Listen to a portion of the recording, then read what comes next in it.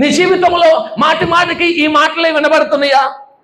నా వల్ల కావట్లేదు, నేనేం చేయలేకపోతున్నాను, నేను నిలబడలేకపోతున్నాను, నేను పోరాడలేకపోతున్నాను, నేను జయించలేకపోతున్నాను, దేవుని కొరకు ఎన్నో చేయాలి అనే ఆశ ఉన్నది కానీ చేయలేకపోతున్నాను, దుష్టుని నేను జయించలేకపోతున్నాను, ఎదుర్కోలేకపోతున్నాను, బలహీనమైపోతున్నాను, బలహీనపరచబడిన పరిస్థితుల్లో నేను ఉంటున్నాను అని ఒకవేళ ఈ రాత్రి నువ్వు అనుకుంటున్నట్లయితే, రాత్రి దేవుడు మనల్ని బలపరచడానికే ఈ వాగ్దాన సందేశాన్ని ఇస్తున్నాడు. బలహీనురాలైన నిన్ను ఈ రోజు నుండి దేవుడు అంటున్నాడు, నిన్ను బలశాలురునిగా నేను చేయబోతున్నాను అంటున్నాడు. దేవునికి స్తోత్రం, హల్లెలూయా.